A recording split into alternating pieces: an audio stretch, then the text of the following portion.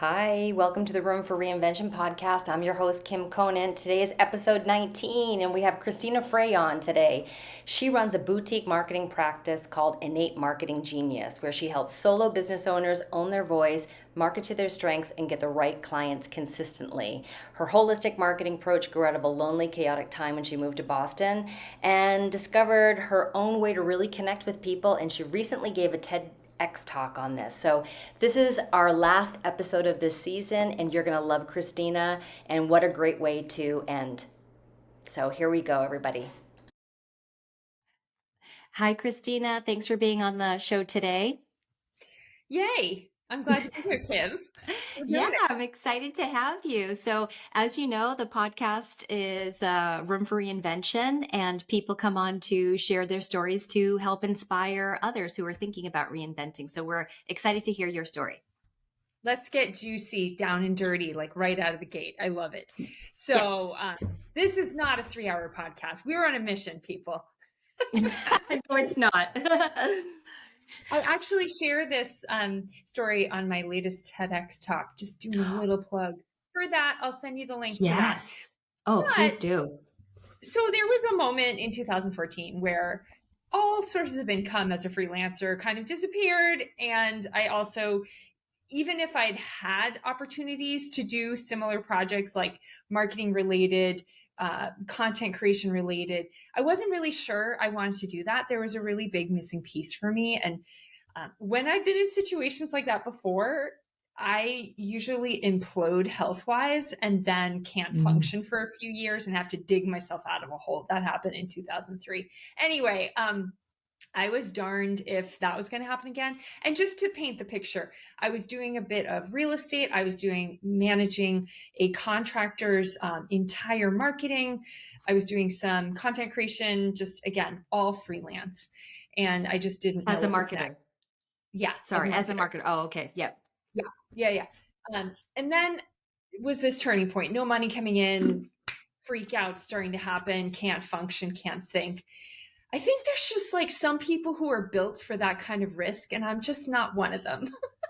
So Yeah. there was a moment, Thanksgiving was with my family of origin, and I just felt like a turd at the bottom of the ocean of, being a burden to other people. And it was hard to look myself in the mirror. So, but the good news was there was something that I just had created out of nowhere a few years prior that I always knew I could lean on. And it's this mindset thing. It's almost like a game that I play where it's like, okay, if I just close my eyes and pretended that I have all the resources and money in the world and I could give anything to the whole wide world or to someone that I care about or to people in general, like what would that be? And that, I call it a mindset practice. Now I call it the generosity practice. There's a book, there's all these things. But at the time, it was the fastest way for me to stem the rising panic and just calm down and really lead my life well. So I'll give you an example. So I was on the airplane back from California to Connecticut, and I just was like, I don't care what I do with this thing. I'm going to use it until the next thing happens. Like I felt like a crazy person diving into this game. And so I would give out, like, I would just imagine things like black tile. I don't know why giving out black tile to the world in my mind actually helped, but it really did. That morphed into piles of sticks and eventually like giving out really good contractors for home projects. Like there's no limit to what you can offer in this kind of thing I was doing. And I didn't ask it to make any sense. All I asked it to do was make me feel connected to life and to just ground me. And every time I did it, like it was so weird. I was sitting there on the airplane with all these people around. They had no idea what I was doing. And I was just like imagining, I'm going to give this person, a pile of sticks. And it like worked every time. But Every why time. sticks? Why sticks? It didn't need to make sense. I could postulate, go into Jungian psychology and murmur like why that actually helped. But because it was helping me calm down, I didn't really ask questions. Yeah. And what ended up happening was I returned to Connecticut, and there are 3 people that I just feel like, I don't know why, but I just need to reach out to these people.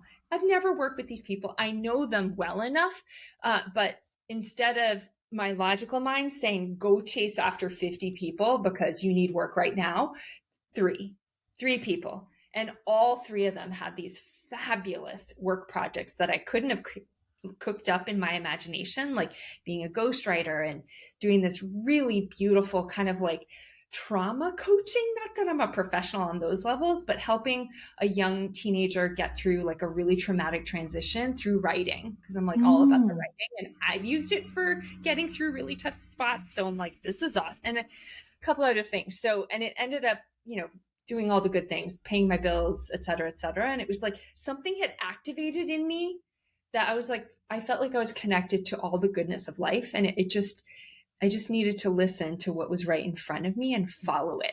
Nice. So what year was this again? 2014. 14. Okay. Yeah. So that was like, what the? Yeah. What was that? It was so different from just going down the rabbit hole of panic. And even though I was doing these wonderful work projects, I was also inspired to start sharing this thing, because I always labeled myself as the weirdo who does these kind of like, I call them psychic tools, because I actually did go to the Berkeley Psychic Institute back in the 2000s and learned how to look at energy. Wow. And so I was just like, I'm just the weirdo. No one else would benefit from this. And I kind of got over that. I said to myself, let me just start trying it. Mm-hmm. So yoga studio workshops, individual sessions, friends with small business teams. Like I just taught anyone I could get my hands on and learned. It wasn't just seeing if they got something out of it, because they always did. It was more like, how can I teach this thing to people who don't have meditation training? The method that you used. Is that what you're talking about? Yeah. Okay. But this thing that I now call the generosity practice, where okay. Just to be specific, it's basically asking yourself, like, what feels good to offer to life today? And you just sort of close your eyes and you just imagine it, like you see it. And, again, I'm just running through a lot of things fast. We could spend 3 hours talking about this, but I'll just say, the more you sit with that question, the more it can change you, the more incredibly life affirming. I mean, I'm sure you can feel the power of that. It's like, wow, what if there were no limits? And I really could offer something amazing that even surprised me when I even think about it, going into that liminal space like you do when you drift off to sleep. Like that's how deep it can go. Well, I think we're all going to go watch your TEDx talk after this. So it's perfect, right? Because then we can get more information. Yeah. So then I started, I did this field study, 40 people in 5 countries, used it for 30 days just to make it more systematic so that I could collect results. I got scientific about it. I mean, I wish I had 1,000 people, but I'll take 40. That's fine. And then I basically tabulated 21 different results that happen, inner and outer, that are just mind blowing to me. I mean, I guess I shouldn't be surprised, but it was things like I'm better at decision making. I'm better at taking rejection. I'm okay with people around me not being super happy with me, and feeling like I can keep my head on straight and still feel like I'm making a contribution. Like I could go on. There were a lot of things. That's amazing. Yeah. So then within that field study, there were a handful of business owners who said to me, you know what? I'm a better marketer when I do this. I'm like way more able to get out there more consistently. When I'm on stage giving a talk, I'm much more connected to the people in front of me. When I do negotiations with thousands of dollars on the table, like I'm way more present and able to just let them do the talking instead of doing the dog and pony show. And then, right. So just like, so I have the next piece of my reinvention was following that thread, but I'll just pause here because I'm talking nonstop. Is there anything? No. Normally that's the case. I'll interject sometimes, but no, I love that you're setting it up and following that thread. It's pretty impressive. I mean, so keep going. Yeah. I want to learn more. Okay. So then I did another field study, and that was late 2016, 2017, where I had 40 business owners where I was putting their marketing plans together. And I walked them through this kind of a deep guided journey. It's part of the generosity practice work. But you need a coach to do it. You go on this inner journey where you really get clear on like the one way you love helping people more than everything else. It's like you commit to a lane of service to others that is just you. Because I was basically saying to myself, if I can identify that for people, then I can help them with their messaging so that it comes from that place and it actually energizes them as well as helps their audience make good Mm. decisions. And what I found was when I walked them through that thing, and I'll just tell you real specifically because I know I'm speaking in generalities. Basically, you get this opportunity to go to an amazing place that you generate yourself from your imagination, and then when you're there, you share it with very specific people who are really ready to receive it. But the way you share it is really indicative of something, right? Like every client I've ever had gives their whatever it is in those sessions in a very unique way. Some people are like, oh, I just want to hug people and, give them. Mm. Some people are like, you know what? I'm just going to let you go off and do it on your own. Some people are like, I'm just going to beam out this positive vibe. So, and every time there are themes that arise and also what I call an archetype. So it's like, my favorite one from that particular moment was a master of ceremonies. There's a woman who's a real estate agent, and she was just like, she just wants to go big all the time and share in that, wonderful fun with everyone around her. It's very energizing to her to be like that. And I'm like, Mm-hmm. yeah, let's, you're a master of ceremonies. That's what you do. That's what you bring to the table. That's what people pay you for. They want to be around that all the time. When I had finished those 40 marketing plans and discovered those 40 archetypes, I was asked to give a talk. And I was like, I have no idea what to give a talk on as a marketer, because that's what I was now. I was like doing marketing plans on a regular basis.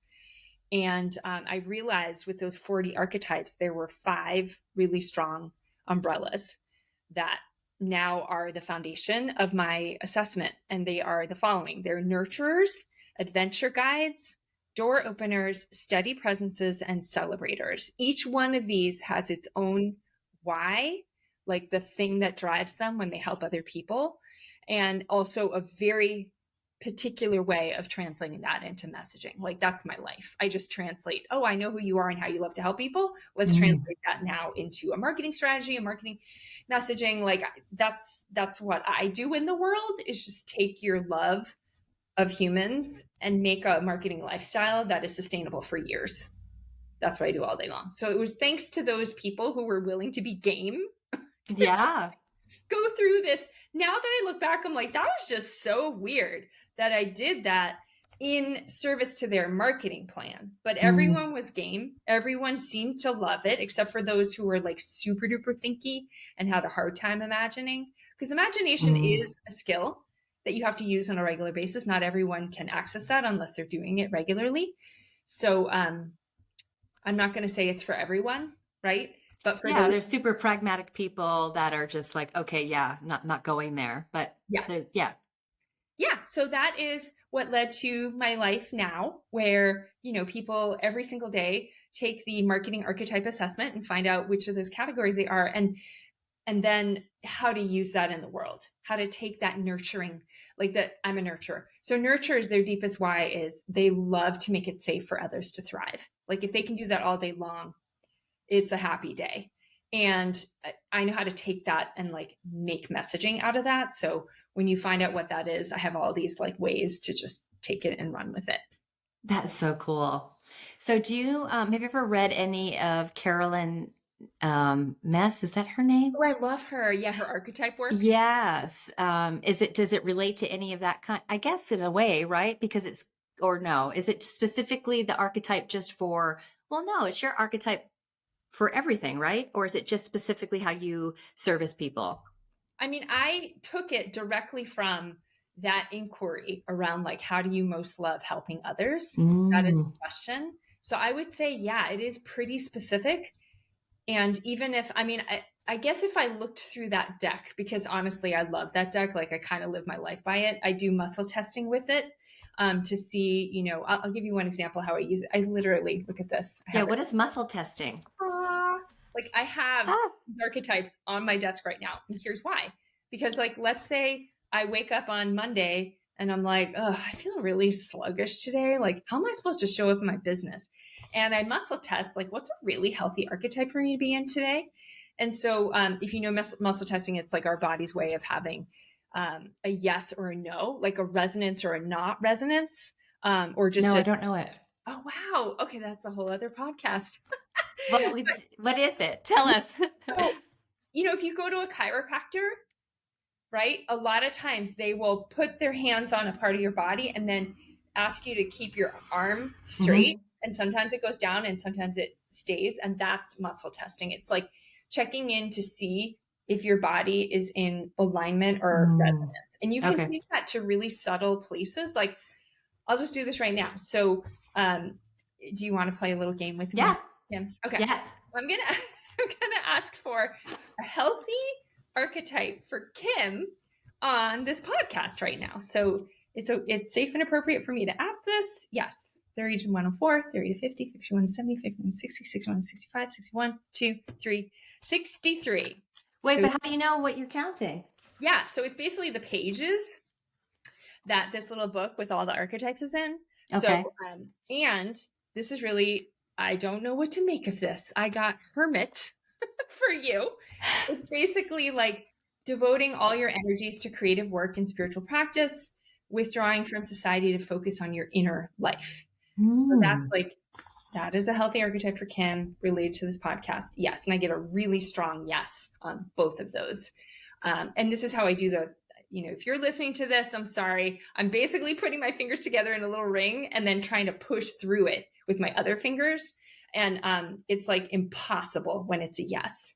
So, and it goes right through if it's a no. Again, whole other podcast. But yeah, that's So the counting that you were doing.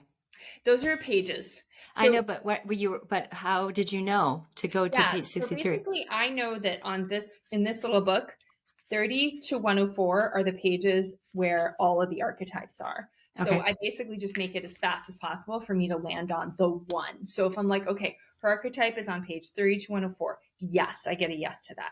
It's 30 to 50. No, 30 to, And then I just keep narrowing it down, 51 to 60. 61 to 65. Yes. And it's still 61, 2, 3. 3 is like strong as a rock. I get like you were doing this while you were the whole time. Yeah. Oh, I didn't see that. Yeah. Oh, my. Sneaky, but yeah, that's what I was doing. Because I'm like, well, how do you know that? How'd you know to go to that page? So you're doing this. And if you can't, what is it again? Shows. It's basically, putting the bed of your index finger into your thumb. Mm-hmm. And then you take your other hand and push these two fingers together and you try to push through. So if you're like, show me yes, and it's going to like hold, show me no, and it goes right through. Believe me, this is not like an overnight. Wow. Oh, gosh, that sounds so easy. It took me months of easing my way into this because my logical brain was like, this can't be real. Burp, burp, burp, burp, burp. Yep. And so the Hermit and how that relates to this podcast. So what does that mean? I have no idea. I'm just going to let that go with you. But when you say when it relates to this podcast, you're saying that maybe this podcast is helping me do the inner life work. Yeah. So if you ask yourself, like, how do I want to show up in a way that's really life affirming and healthy for myself and healthy for my audience?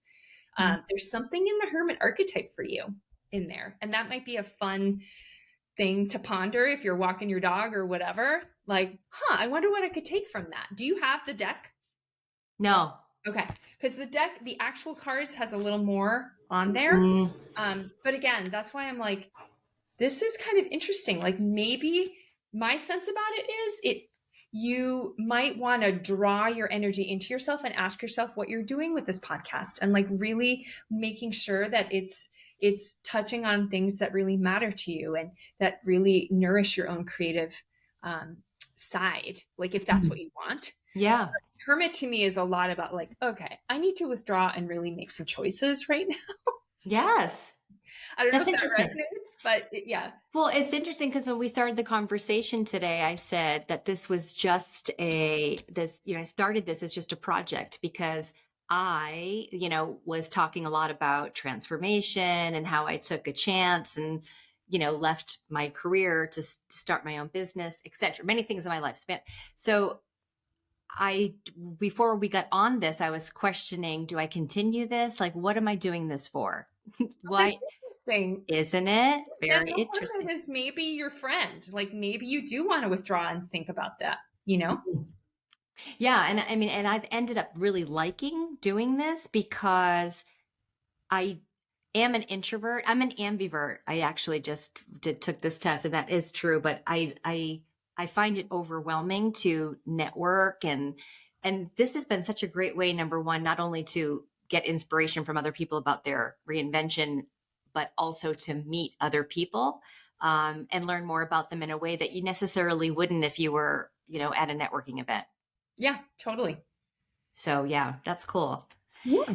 And so, did you study marketing? I didn't in school, but I've been doing marketing since I got out of college. So Okay. advertising in big companies, doing high tech marketing in Silicon Valley, working for my dad's business actually for a while as the marketing manager, as for a semiconductor engineering firm, and then doing real estate. And even I was a youth speaker for about 5 years Oh, wow. in the 2010s. Yeah. So lots of different kinds of marketing for usually for small businesses.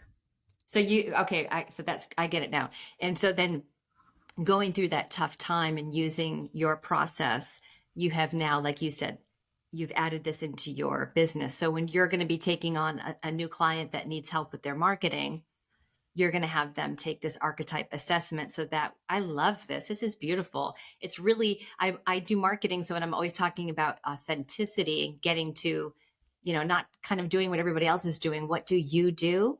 And so this is a tool.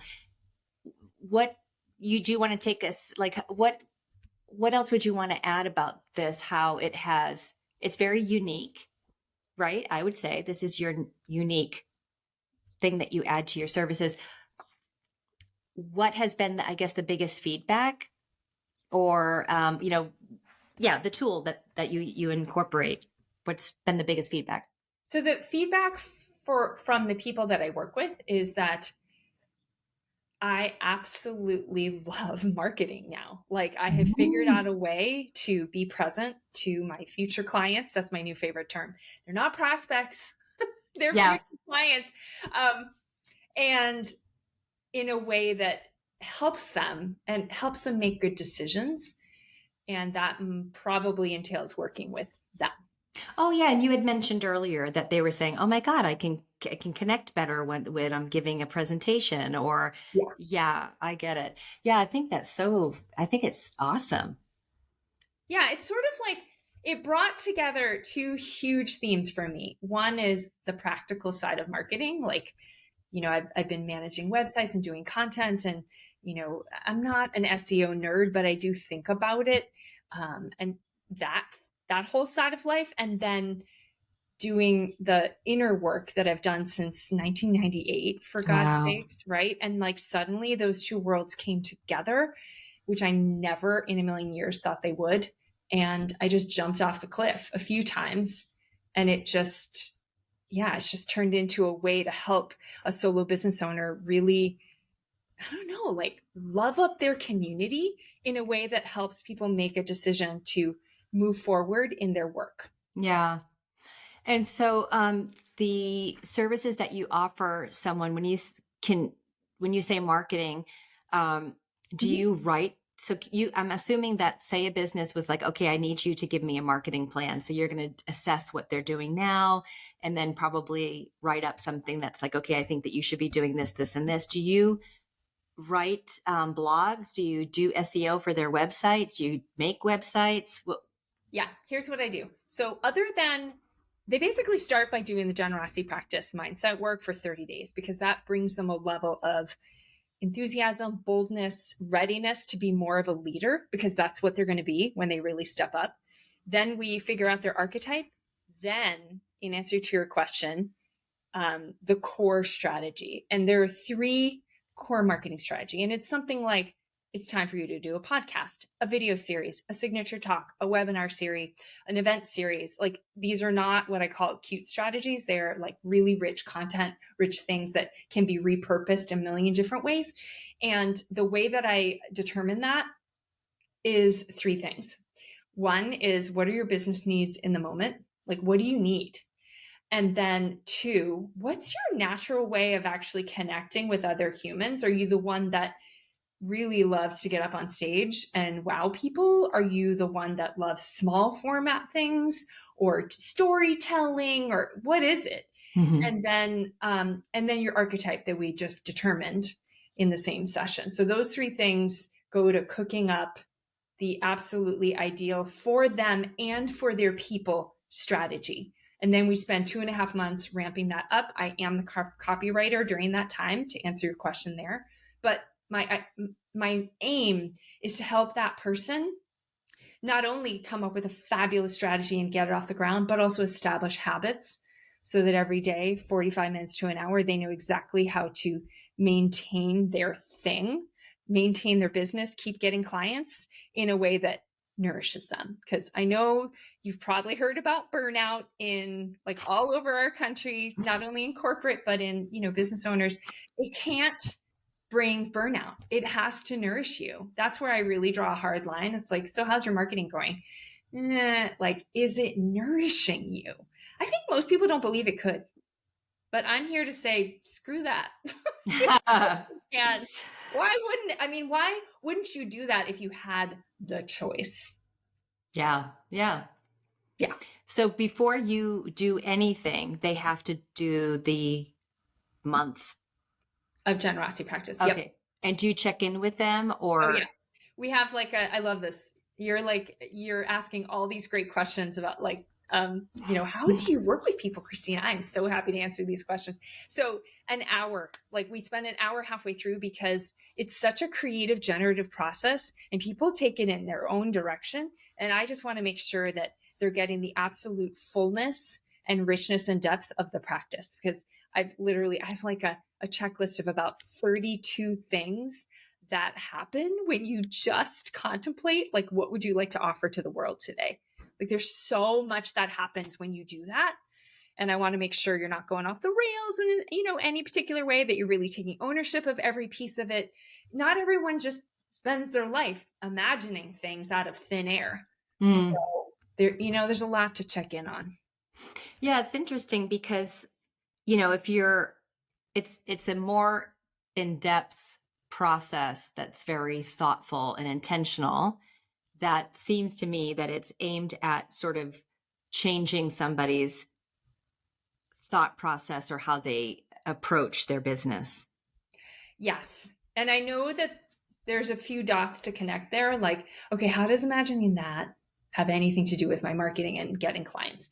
And there are some days where I still ask myself that question because it's still surprising to me how effective it is. It's like you take someone who just looks down their nose at marketing and then they sit down and do this for 10 minutes and they're like, I can't wait to write a blog. I can't wait to get like it's inner desire to connect with other humans. Not only that, but when you give out a gift in your mind, it's saying something about what are you compelled to give people? How are you compelled to help them? How could that maybe inspire whatever it is you want to share today with that?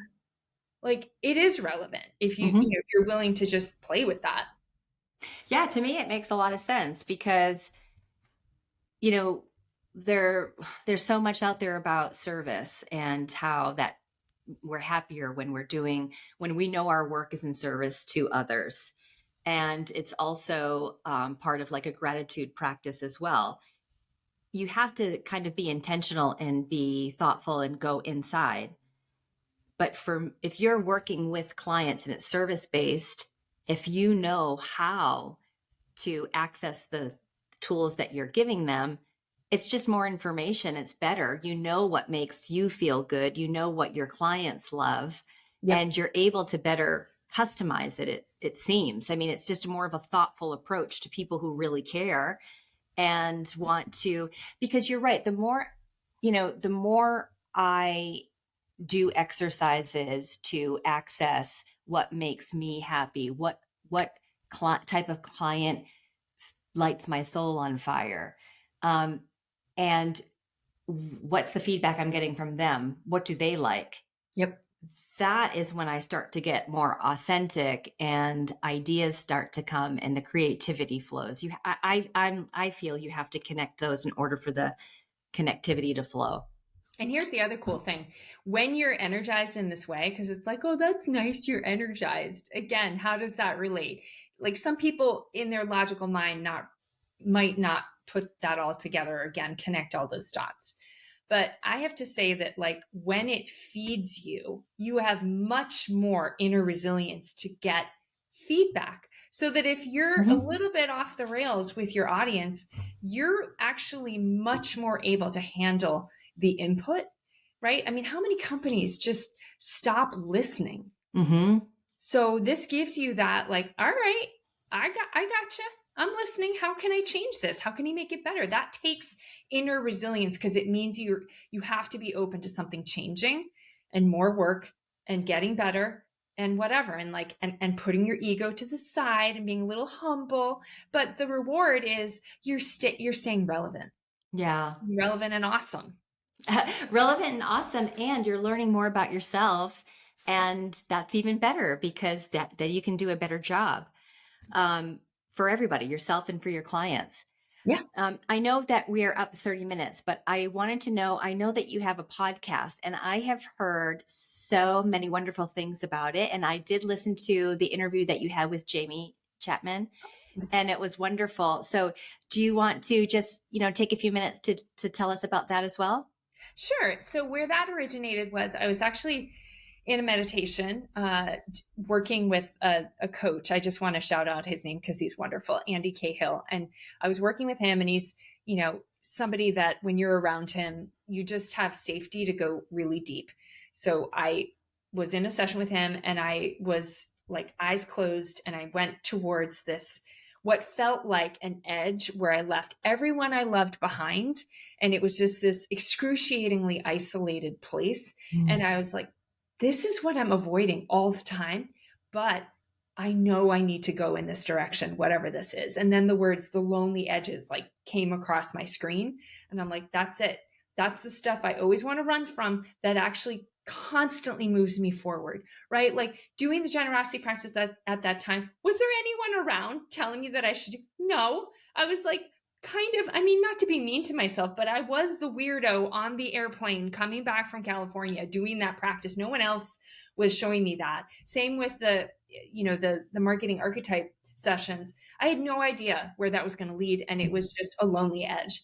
And so as soon as I saw those words, I'm like, I actually need to go towards them, not avoid them, in all the healthy ways. And then about 2 minutes later, I was like, and that's a podcast. That's awesome. Because I know there's lots of people, I see them everywhere, that are really bold about standing. Because here's a lonely edge for me. It's where standing apart brings us closer to everyone and everything. It's like you're following your own truth, even if it takes you away from the comfort of a tribe or a certain routine or whatever. And then it ends up being your path in life. Yes. And honestly, my TEDx talk is called The Paradox of Loneliness for that very reason. That's exactly the beauty. And it's a paradox. How could loneliness possibly be a good thing? And in this instance, it is. And it's gorgeous and life-giving. And that's what I invite people to come on my podcast and share about. It's like they had the courage to follow those things. How did it pan out? Mm-hmm. I think that is a wonderful way to end this episode, because now I want to press stop so I can listen to the TEDx and I can listen to the podcasts. I think what you do is amazing. And I am serious, like digging into this more, because, it's everybody seems to be trying to do the same thing, or we hear the same thing over. So it's refreshing to learn more about your work and how unique it is. And I think it's amazing. I think it's right where we need to be, because we are integrating more of ourselves. I think we're evolving more into spirituality and how we can be of service to others and how that benefits us, and how getting to know more about who we are just benefits us personally and professionally. So I think that what you're doing is great. I appreciate that. And I will say that as much as I love being unique, I hope that the uniqueness is in service to others and that it is meeting a need, like a true need. Yes. I think it is. Oh yeah. No, I think that the tool that you're using and the way that you're thinking about it is unique, but very needed. So that's what innovation is, right? It's being unique, and it's doing what you did, taking that chance and bringing that thread and seeing how you can integrate it into your work. That's innovation. It's not weird or unique. Oh, I mean, not weird. It's right. It's cool. All right, Christina. Well, thank you so much. Everybody will be able to, actually just where can we find you? I'll put it in the show notes and everything, but just if you want to go ahead and tell us. Yeah, if you're chomping at the bit, wondering what your marketing archetype is, just go to www.innatemarketinggenius.com. It's innate, not a commonly used word, INN, innatemarketinggenius.com/archetype. Okay, perfect. Yeah. All right. Well, thank you so much. Thank you. It's been so fun. Yeah, it's been great. Thank you.